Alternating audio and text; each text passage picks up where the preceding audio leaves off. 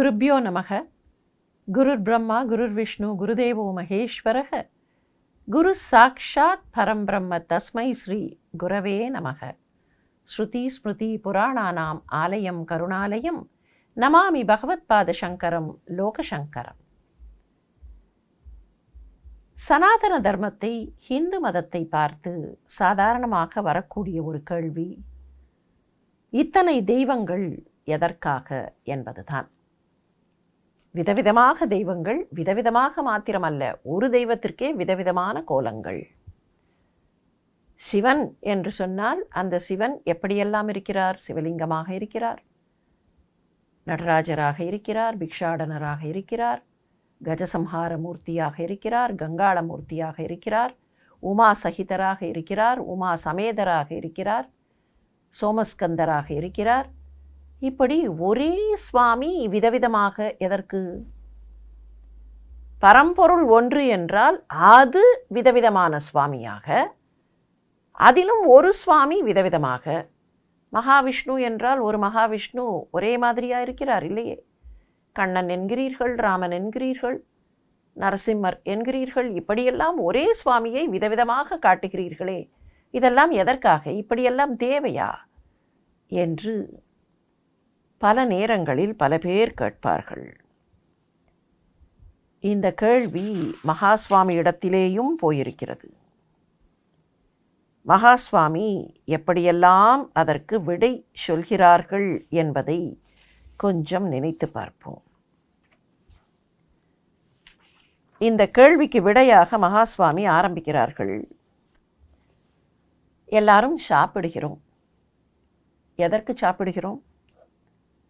பசிக்காக சாப்பிடுகிறோம். உடல் வளர வேண்டும், சின்ன வயதில் ஊட்டச்சத்து இருந்தால்தான் உடல் வளரும் என்பதற்காக, அதன் பின்னர் அந்த உடல் சரியாக பணி செய்ய வேண்டும் என்பதற்காக, அதற்கும் பின்னர் முதுமை வரும்போது சிலவற்றை குறைத்து கொள்ள வேண்டும் என்று அந்த உணவை குறைத்து கொள்கிறோம். ஆனால் இதற்கெல்லாம் அடிப்படையாக பார்த்தால் உணவு சாப்பிடுவது எதற்காக? பசிக்காக, இல்லையென்றால் உணவினுடைய ஊட்டம் உள்ளே போக வேண்டும் என்பதற்காக. அந்த ஊட்டம்தான் போக வேண்டும். உணவுக்கு நாம் செய்யக்கூடிய மேல் பூச்சு ஜால வித்தை இருக்கிறதே, அதனால் என்ன பயன்? ஆனால் எப்படி சாப்பிடுகிறோம்? வயிறு நிரம்பிவிட்டால் பசி உபத்திரவம் இருக்காது, வயிறு தானே நிரம்ப வேண்டும் என்று ஒரே அடியாக அன்னத்தை மட்டும் சாப்பிட்டால் போதுமே. பாக்கி அநேக விதமான பதார்த்தங்களை எல்லாம் நாம் எதற்காக சாப்பிட வேண்டும்? சரி, இங்கே கூட நாம் ஒரு விடை சொல்லலாம். அன்னத்தை மட்டும் சாப்பிட்டால் அதிலே எல்லா ஊட்டச்சத்தும் கிடைக்காது, எனவே மற்ற ஊட்டச்சத்துகள் கிடைக்க வேண்டும் என்பதற்காக, பேலன்ஸ்ட் ஃபுட் என்பதற்காக நாங்கள் விதவிதமாக சாப்பிடுகிறோம். ஆனால் அப்படியா சாப்பிடுகிறோம்?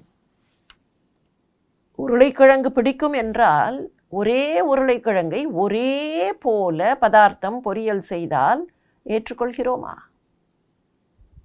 ஊட்டச்சத்து கிடைக்க வேண்டும் என்பதற்காக ஒரே வகையான காய்கறியோ அல்லது ஒரே வகையான வியஞ்சனமோ இருந்தால் ஏற்றுக்கொள்கிறோமா? மாற்றி மாற்றி மாற்றி மாற்றி வேண்டும் என்கிறோம் இல்லையா? உணவிலே கூட வகை வகையாக வேண்டும் என்று கேட்கிறோமே.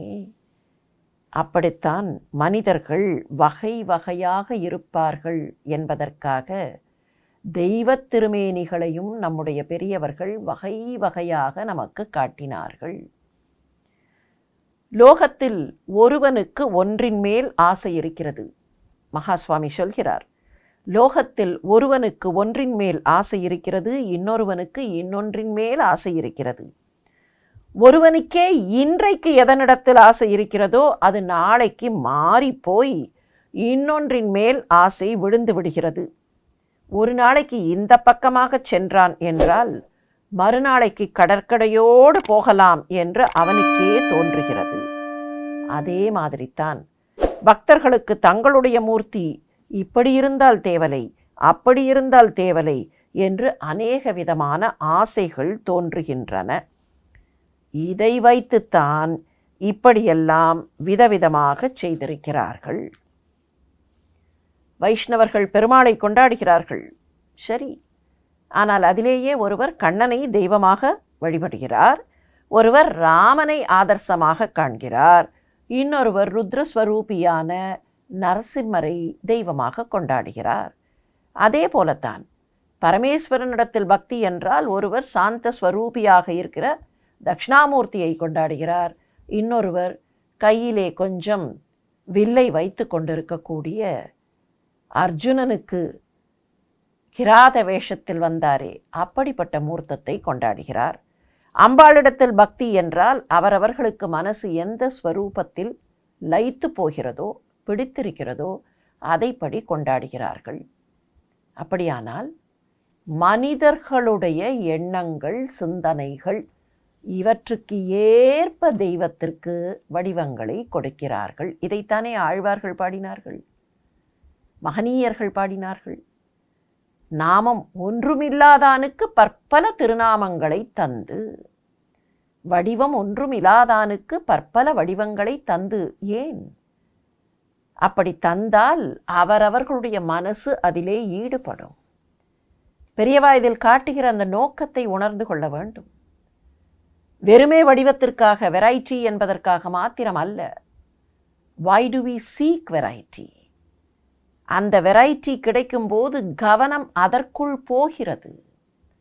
எனக்கு கண்ணனை பிடிக்கும் என்றால் கண்ணனிடத்தில் எனக்கு கவனம் போகும். ஆனால் ராமனை நீங்கள் கொண்டு வந்து முன்னால் வைத்தால் இல்லை, எனக்கு கண்ணன் ஸ்வரூபம் இருந்தால் நான் அதிகமாக கவனம் செலுத்துவேன், அப்போது இங்கே கவனம் போகாது. ராமன் ஸ்வரூபத்தை விரும்புபவருக்கு அங்கேதான் கவனம் போகும். இந்த கவனத்தை வசீகரிப்பதற்காக நம்முடைய ஆழ்நிலை கவனத்தை அங்கே நிலைக்கச் செய்வதற்காகத்தான் இப்படியெல்லாம் செய்தார்கள் என்பதை விளக்கிவிட்டு மகாஸ்வாமி தொடர்கிறார். தில்லை சிதம்பரத்திற்கு போனால் ஒருவர் ஆனந்தமாக தூங்கிக் கொண்டிருக்கிறார், இன்னொருவர் ஆனந்தமாக கூத்தாடி கொண்டிருக்கிறார். புரிகிறது இல்லையா? தில்லை சிதம்பரத்தில் அம்பலவாணர் ஆனந்தமாக ஆடிக்கொண்டிருக்கிறார். அவருக்கு எதிரிலேயே தில்லை கோவிந்தராஜ பெருமாள் ஆனந்தமாக தூங்கிக் கொண்டிருக்கிறார். இரண்டும் ஆனந்தம்தான். நல்ல தூக்கம் இருக்கும்போதும் ஆனந்தம் கிடைக்கும். அதே போல ஆனந்தமாக இருக்கும்போது ஆட வேண்டும் போல தோன்றுகிறது என்று ஆடத் தோன்றும். இந்த இரண்டும் இணையும் போதுதான் அது பரமானந்தம், சச்சிதானந்தம். ஆனந்தம் அதிகமானால் பாடத் தோன்றும், ஆனந்தம் அதிகமானால் ஆடத் தோன்றும். அப்படி ஆடி ஆனந்தப்படும் போது அதுவே ஒரு விதமான அமைதியை தரும். அந்த அமைதி தூக்கத்தில் கொண்டு போய் விடும். இந்த ஆனந்தம்தான் மானுட வாழ்க்கை தேர்ந்தெடுக்க வேண்டியது. இந்த ஆனந்தத்தை நோக்கித்தான் மனித வாழ்க்கை செல்கிறது. இந்த மார்கழி மாதத்தில் ஒரு பக்கத்தில் சிவனை வழிபடுகிறோம், இன்னொரு பக்கத்தில் பெருமாளை வழிபடுகிறோம் என்று சொல்கிறோமே, இவையெல்லாம் எதற்காக? உள்ளம் சமனப்பட்டு நெஞ்சத்தில் இருக்கிற வேண்டாத அந்த கொப்பளங்களெல்லாம் அப்படியே நீர் கொப்பளங்களாக உடைத்து போய் அமைதி பரவசம் வர வேண்டும் என்பதற்காகத்தானே. ஆகவேதான் இந்த இரண்டையும் இரண்டு நிலைகளில் காட்டுவது போல ஒரு பக்கத்தில் நடராஜாவும் இன்னொரு பக்கத்தில் கோவிந்தராஜாவும் இருக்கிறார்கள். ஒருவர் மகிழ்ச்சியாக இருக்கிறார் என்று வைத்துக்கொள்வோம். அந்த மகிழ்ச்சியை எப்படி அனுபவிப்பார்கள்?